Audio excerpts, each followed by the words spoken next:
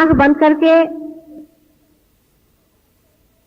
और थोड़ी देर ध्यान करें। आप कितने मिनट करें इससे कोई मतलब नहीं होता। यह सवाल पूछना बहुत गलत बात है। आप 5 मिनट करिए और चाहे 10 मिनट करिए। 5-10 मिनट एकाग्रता से आप ध्यान करें।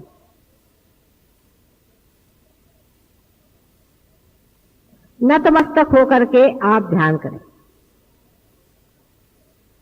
पर ध्यान करने से पहले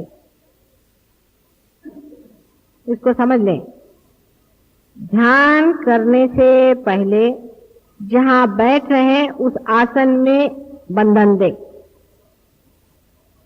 अपने को बंधन दें,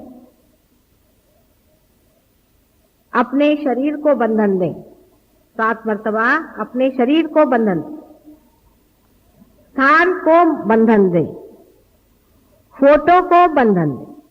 ये तो हो गया मैकेनिकल बाहर करने का, क्योंकि कुछ लोग तो यूं कर लेते, हो गया काम खत्म। ऐसी बात नहीं। विचार पूर्वक अत्यंत श्रद्धा से, जिस तरह से पूजा में बैठे हैं, अत्यंत श्रद्धा से मौन रख के और बंधन दें। उस वक्त में ये नहीं कि जैसे पूजा में लोग कहते हैं भाई वो ले आओ ये ले आओ, इस तरह से। और उसके बाद अपने मन को बंधन दें। अब मन कहाँ होता है? आपने आज तक मुझसे नहीं पूछा कि मां मन कहाँ होता है। मन यहां होता है, यहां उसकी शुरुआत है। माने विशुद्धि चक्र और आज्ञा चक्र को बहुत जबरदस्त बंधन दे, मन को बंधन देना है। और ये विचार करें कि हम प्रभु तेरे ही बंधन में रहे, हमारे ऊपर कोई बुरा असर ना आए, अत्यंत नतमस्तक होकर के। और उस वक्त में ये सोच के कि हम साक्षी हैं और सब चीज से हम अलग हट करके हम निर्मल हैं, उस चीज से हम उससे अछूते हैं। सब चीज से अपने को हटा करके और अब आप बैठ रहे हैं। आप ऐसा प्रयत्न रोज करें, आपको इसी की एक प्रकार से आदत लग जाएगी।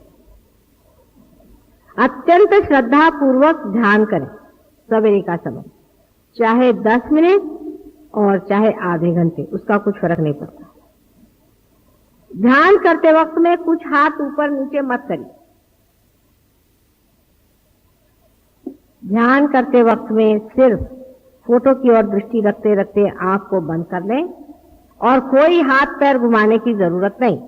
उस वक्त कोई सा भी चक्र जो खराब हो, उस चक्र की ओर सिर्फ दृष्टि करने ही से वो चक्र ठीक हो जाएगा। क्योंकि उस वक्त मैंने कहा है कि गति ज्यादा रहती है सवेरे के टाइम। अब पहले तो अपने चक्र वगैरह शुद्ध हो गए, उसके बाद अपने आत्म तत्व पर विचार करें या अपने आत्म तत्व, आत्मा की ओर चित्त ले जाए। आत्मा कहाँ होता है? किसी ने मुझसे ये भी नहीं पूछा आज तक कि मां आत्मा कहाँ होता है।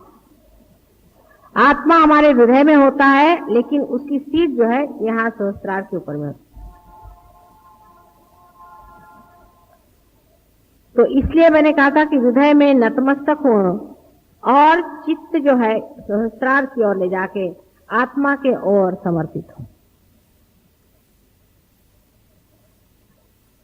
विचार से ही आत्मा की ओर समर्पित हो। आत्म तत्व का ईसेंस क्या है?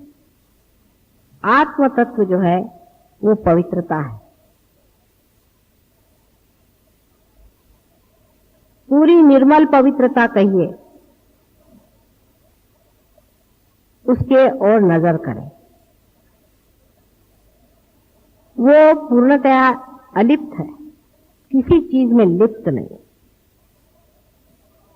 जो भी चीज आपसे लिपटी हुई है उसी के कारण आप आत्मा से दूर हैं। आत्म तत्व का विचार करें। और ये आत्म तत्व प्रेम है। अनेक बार इसका विचार करें, बहुत बड़ा विचार है। आत्म तत्व प्रेम है। बहुत अनेक धर्म संसार में संस्थापित हुए, लेकिन उसमें प्रेम की व्याख्या कोई कर नहीं पाया। इसके कारण उसके अनेक विपर्यास हो गए। प्रेम की व्याख्या नहीं हो पाती, लेकिन प्रेम वही शक्ति है जो आपके हाथ से बह रही है। वही चेतना है जिसे लोग चेतना के नाम से जानते हैं, लेकिन ये नहीं जानते कि ये प्रेम है। चेतना को वो ऐसी शक्ति समझ लेते हैं जैसे बिजली और पंखा है। नहीं, आत्म तत्व प्रेम है। एक शब्द आप प्रेम कहते ही साथ आपके अनेक बंधन टूट जाए। जितना झूठ है, असत्य है, वो प्रेम के विरोध में है। अगर आप किसी को डांटते भी हैं और उसको सत्य बता रहे हैं तो आप प्रेम कर रहे हैं। आप स्वयं प्रेम है।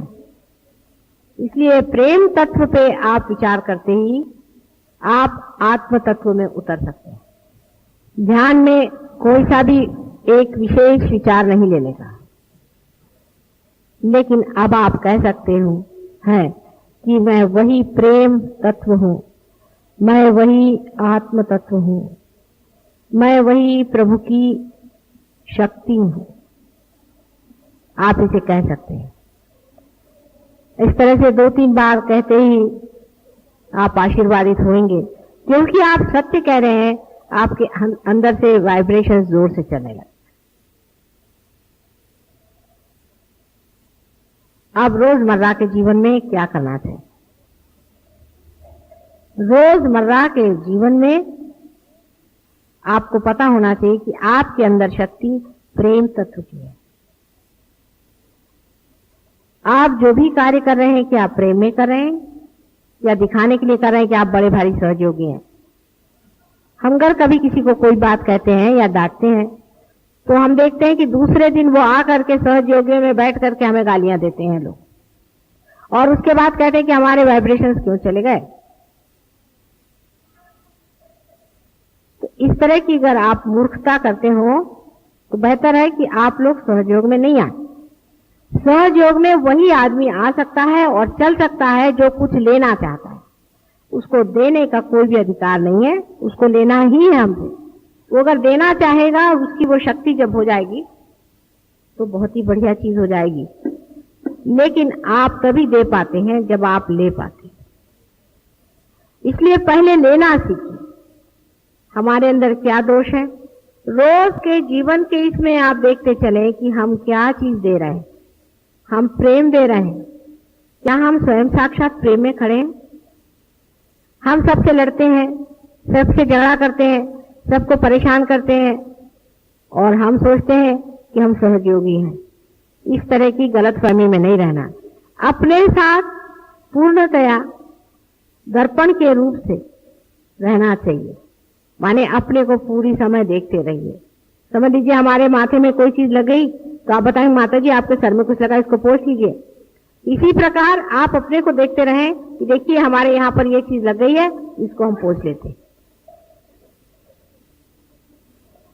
रोजमर्रा के जीवन में आपका जीवन एक उज्जवल होना चाहिए। आपके मुख पे कांति आए, आपके व्यवहार में सुंदरता आनी चाहिए, आप प्रेममय होना चाहिए। फूट के जैसे अगर आप बिल्कुल ही रसहीन हो तो आप सहयोगी नहीं, ये आपको पता होना चाहिए। जबरदस्ती के आप सहयोगी बने हैं, वो भी हम आपको चला रहे हैं इसलिए आप बैठे हुए हैं, नहीं तो हमें आप माफ कर दें और आप सहयोग में ना आए। थोड़े दिन में आप खुद ही निकल जाएंगे। इस तरह के लोग जिनमें प्रेम नहीं है, जो अपने को सोचते हैं कि हम बड़े बढ़िया आदमी हैं और बड़े कमाल के आदमी हैं और ये है वो है, वो बिल्कुल सहयोग के लिए व्यर्थ है। ऐसे लोगों को चाहिए कि जाएं दूसरे गुरुओं के जूते खाएं और वहां रहें। यहां पर सहयोग में आप परमात्मा के एक इंस्ट्रूमेंट बनने आ रहे हैं। अत्यंत नम्रता आपके अंदर होनी चाहिए, अत्यंत नम्रता। आपको घमंड छोड़ना चाहिए। लोग कहते हैं कि संन्यास लेना चाहिए, मैं कहती हूं पहले घमंड से आप संन्यास लीजिए, क्रोध से आप संन्यास लीजिए, कपड़ों से नहीं लीजिए। कपड़े उतार देने से कोई संन्यास नहीं होता है। संन्यास का अर्थ होता है अपने क्रोध, काम, मोह, मद, मत्सर आदि षटरिपुओं से एक संन्यास लेने को ही संन्यास कहते हैं, संन्यास्त। ऊपरी संन्यास की बातचीत नहीं।